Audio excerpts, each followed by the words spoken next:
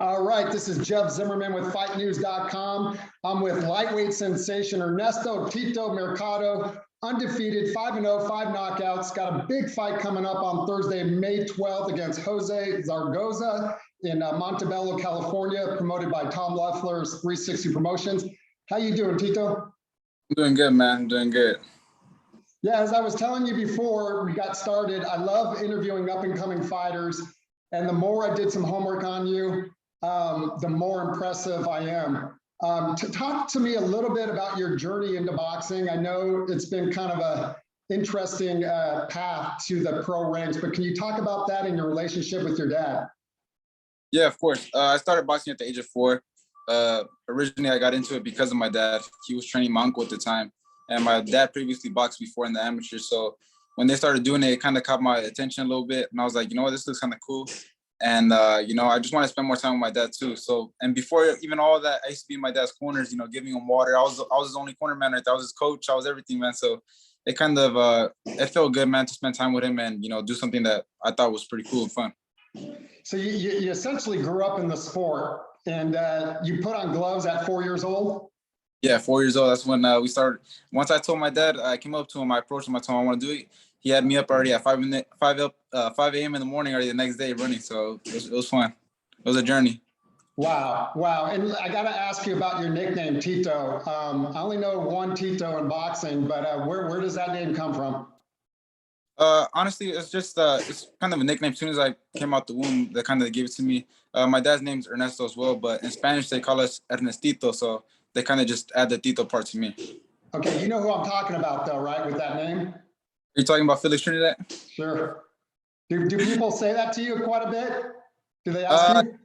Sometimes they ask me if it was because of him. Sometimes I get that.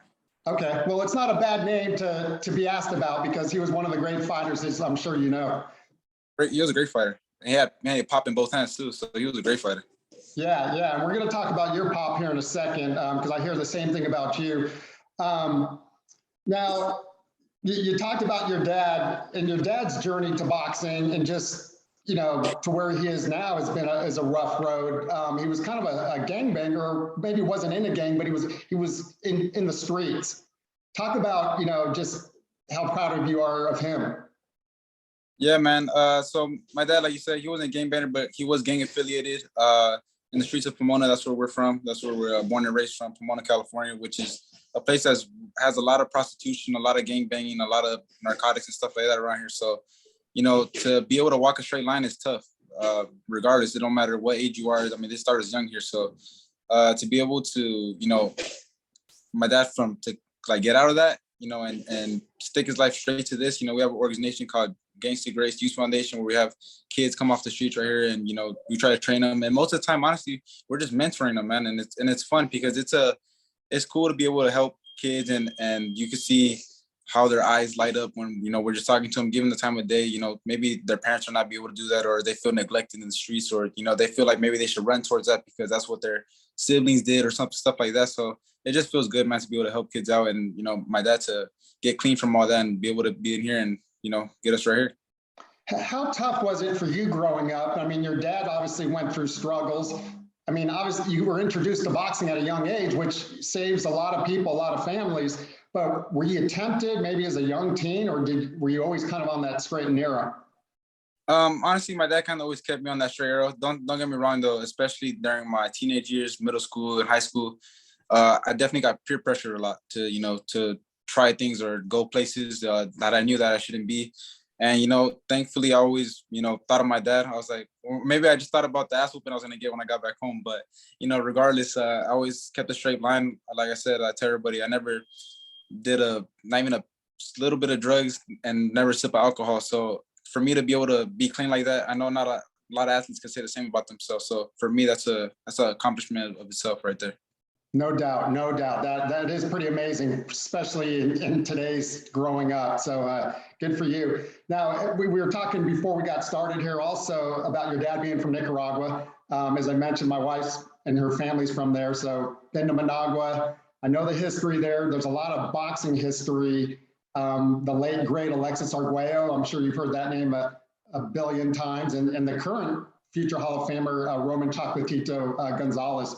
What does it mean to have that Nicaraguan blood and you've been there before and just, kind of knowing the greats that have come before you?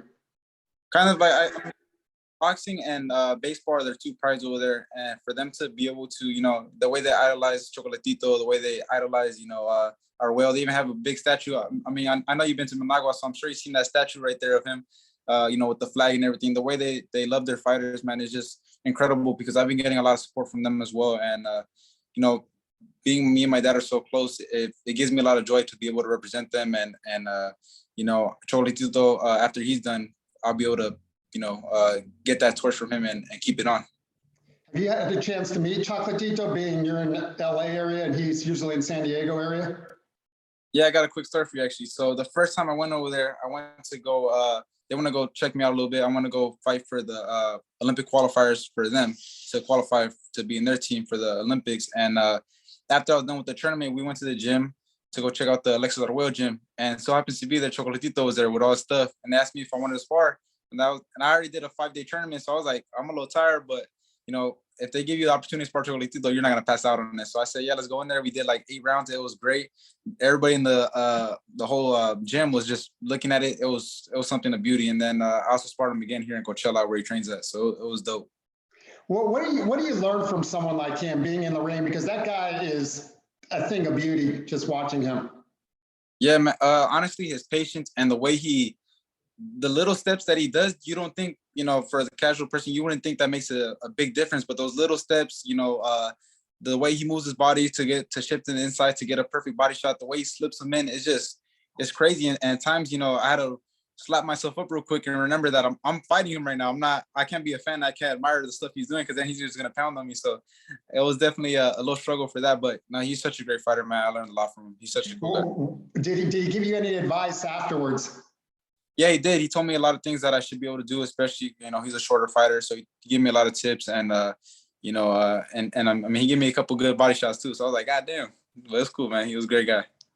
And I know you said, starting at 4, but you're a student of the game. Was there fighters that your dad maybe watched growing up, or fighters today even that you like to watch, or, that you've learned from? I'm definitely more of an old school type of guy. I definitely watched a lot of Alexis Arguello, as you mentioned. I mean, he was just something special.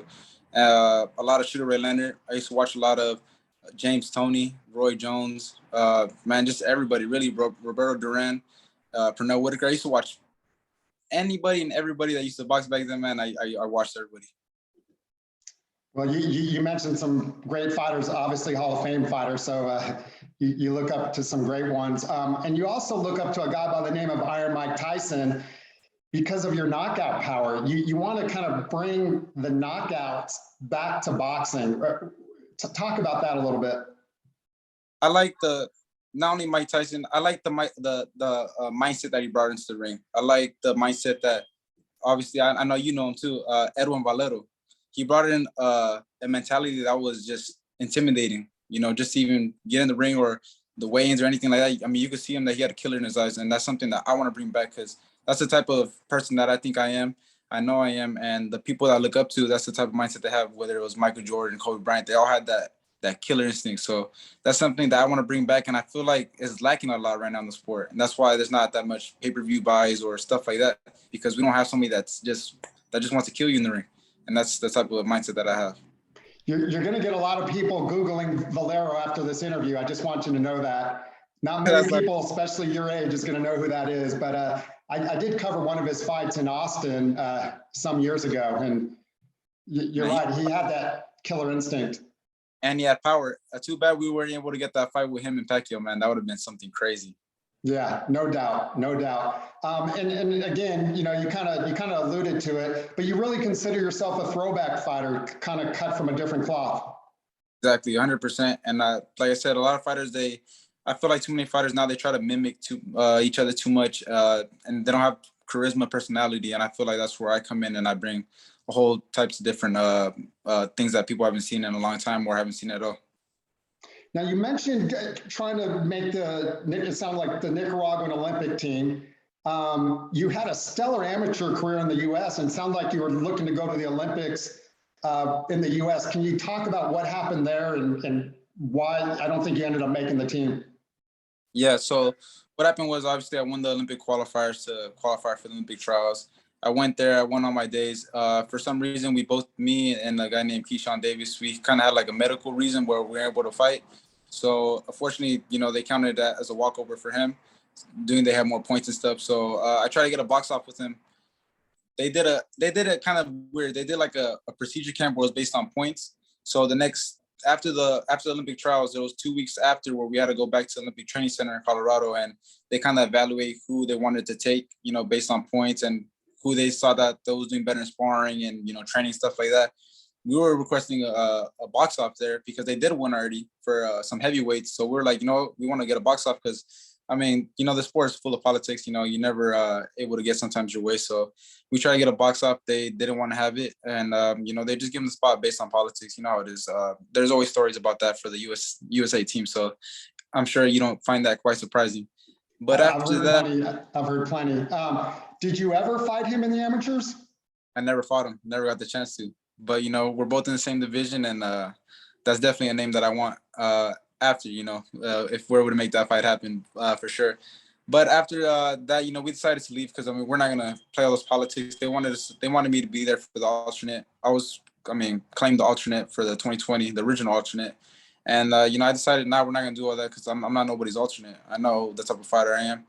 Nicaragua gives me a call. They told me they want me to actually try out and fight for my spot. Like it's supposed to be no politics, just hey, whoever has the best hands, wins. So I flew out over there right away, and I got my spot. But unfortunately, COVID kind of ruined everything, and Aiba has his own politics as well, based on who they want to be over there. So it just wasn't my time. It was something God had already written. So. Talking about Keyshawn Davis, I covered his fight. I think his third fight here in Dallas. It was on the Canelo undercard at Cowboy Stadium, and I think it put him at 3-0. And then he ended up, being able to compete in the Olympics. Were you surprised when he went back and went to the Olympics in 2021? I wasn't surprised at all, man. Like I said, the U.S. politics are pretty crazy. Like I said, that shouldn't be allowed at all. But especially being a pro. Whether you have less than 5 or 10 fights, whatever the requirement was, you shouldn't be allowed regardless. But like I said, the politics can do some crazy things. Well, what I've seen of him so far in the ring and just talking to you now, I can see that is a mega matchup down the road, and time will tell. After, I don't want to sound too bold or nothing like that, but after, I beat him, I definitely want to stay with Shakur Stevenson. That's a fight that I want next after him. All right. Well, you heard it here on FightNews.com, and we're going to wrap up here in a few minutes. I'm with Ernesto, Tito, Mercado, and you can tell my Spanish is no bueno, but I do my best. But going back to the fight itself, you got coming up. Obviously, a fight with Keyshawn, a fight with Shakur, and all those guys don't happen unless you do what you've been doing. And you got a guy, Jose Zaragoza, 8-4-1, 2 knockouts. Do you know anything about him? And if so, what challenges does he present? I seen a little bit. The last fight he fought Keyshawn Davis. Davis, I believe, knocked him out in the second round with a body shot. And like I said, I want to show something different. So I'm going to take him on the first, and I'm going to do it in a higher fashion than he did it. And, he just has – I know he has some MMA experience, stuff like that. He's going to try to come in there and make me look ugly. That's how those type of fighters are. They try to make you look as bad as you can. But I'm going to go in there and just make it a quick night and do what I got to do quick. Now, you're seeing a lot of young guys, and correct me if I'm wrong, Ernesto, you're 20 years old? Yeah, 20. 20, but you're kind of on a fast track, right? You want to fight for a title in the next couple of years. Yeah, like I was telling everybody, I feel like I'm ready now, but unfortunately, that's not the way things work unless you're Lomachenko, you're able to get that title fight within the second, third fight, right?